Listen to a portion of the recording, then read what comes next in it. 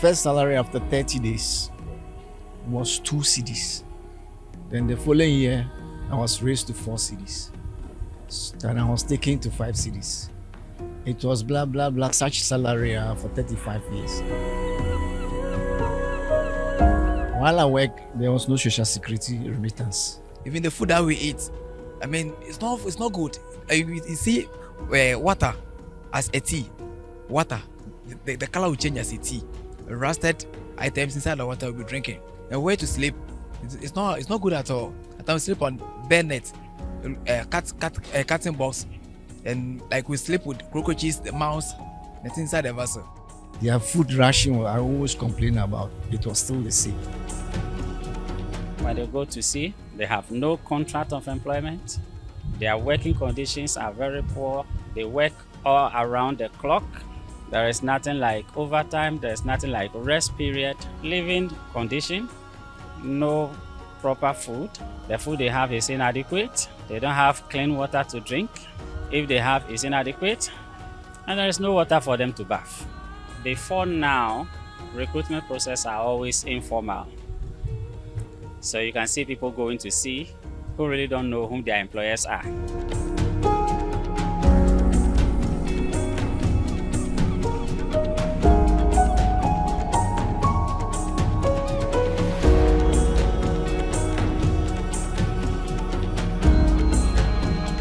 When they were not having contract of employment, there are middlemen called crew managers who will collect the total sum of sailor's salary, who will take their portion out of it before giving to the bosco to share for the crew.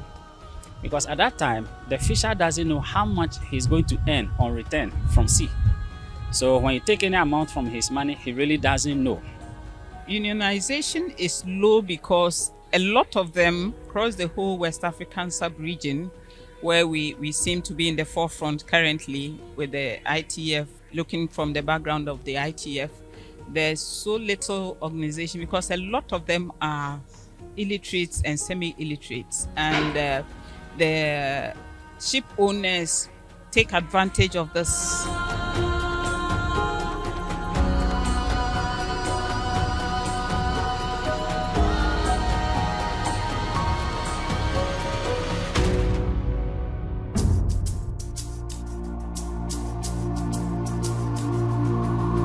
Some of the progress that has been made has to do with how the capacity of the social partners, the workers, the employers, and indeed the regulators has been built. First of all, the workers, particularly the National Union for Seamen, Ports and Allied Workers, have received a number of training, what forced labor is, what are the indicators, what are the fundamental principles and rights at work, what are some of the rights that workers have, what can they sort of insist on to have. It is not a favor to do for them.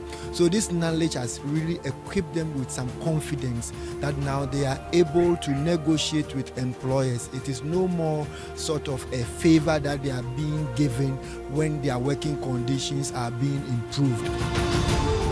In order to address the many challenges that Ghanaian fishers are facing, we've been working intensely with the Trade Union Congress and their sectoral affiliates in fishing to raise fishers' voices in the sector, to make sure they understand their rights and that they are not deceived on their working and living conditions.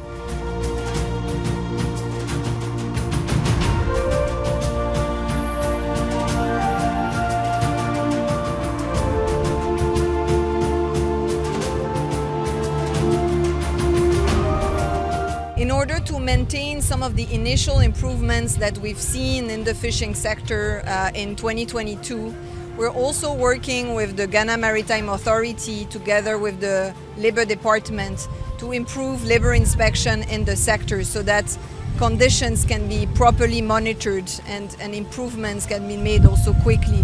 We just finished a capacity building program together with the Ghana Maritime Authority, the Labour Department, the Fisheries Commission and also social partners so that everyone can really play a role in the monitoring of working and living conditions of fishers.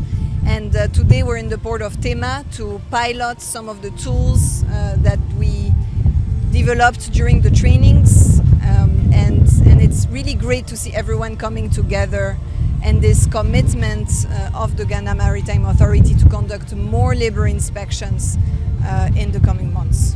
In 2022, by August, we had the ILO, International Labour Organization, who brought all of us together, brought NUSPA, brought GMA, brought JITA, and other stakeholders. And since then, the story has changed. Hitherto, they don't have a place to sleep. Today, they are getting some places to sleep. Hitherto, their recruitment, like I said, was informal. Today, they have a contract of employment. Hitherto, there seems to be a middleman employing them on board the vessels. Today, they are having direct employment from the license owner or the vessel owner. Today, it is required that they have life jackets, and some of them are getting. If you see, you realize that a lot of vessels are still ashore. It's because of the stringent requirements that the Ghana Maritime Authority, together with the Fisheries Ministry, have put together, that the vessel owners must pass before they can sail them. This is very good because it's a reflection of what we have been discussing at the tripartite committee. And as I speak with some of the crew members on this vessel that I've seen, I've noticed that they are more open to talk about what they experience. And one of them just mentioned that this intervention has brought a significant change. So the story has changed to some extent. But for us, we know the story could change better. And that is what we are hoping for.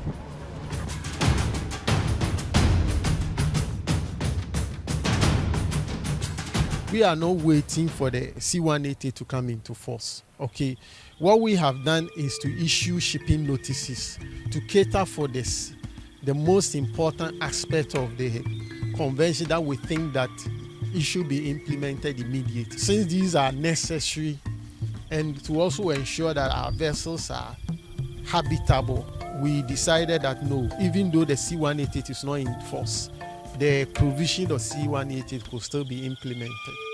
My eye has opened and I've entered into a So right now I've seen that before where I was it was in the darkness, but now I've come into a light. Before they do cheat us our salary. Before I do earn a month 700 Ghana cedis. Now I'm earning 2,700 a monthly.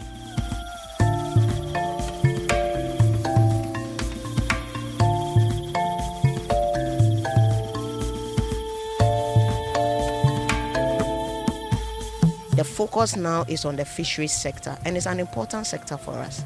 Estimates globally tell us how huge numbers of our brothers and sisters in these sectors suffering on a daily basis. What can unions do to alleviate this problem? We are taking our activities a step further. We want to put in place a trade union policy on SDG 8.7 and achieving all its aspects. How are we going to do this? We've put together a committee to help us in documenting all the challenges, all the successes, and developing actions to achieve our ultimate aim of providing decent work, dignity at work for all our fishers in the country. And we are focused on this. We are expecting that these gains that have been made in Ghana will be expanded to the other countries in the sub-region, because you're also working with the Fisheries Committee for the West and Central Gulf of Guinea. As a fisherman or a seaman, whenever you're going to sea, you're supposed to have a contract. The past have been very abusive. The losses are great. So I'm very instrumental. I'm very eager to see them do the right.